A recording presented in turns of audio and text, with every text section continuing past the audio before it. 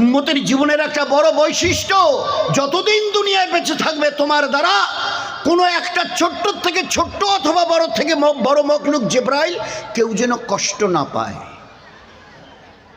বরং প্রতিনিয়ত তুমি চেষ্টা করো সবার উপকার করতে।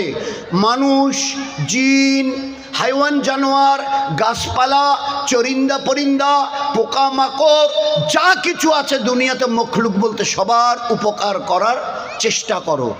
আল্লাহ রসুল সবারই যদি উপকার করতে যদি না পারি, চেষ্টা তো করব। আপনি যখন বলছেন চেষ্টা তো করব, তা আমরা যদি চেষ্টা করার পরেও যদি উপকার করতে না পারি, আল্লাহ রসুল দেন অ্যান্ড দেয়ার অ্যাট দ্য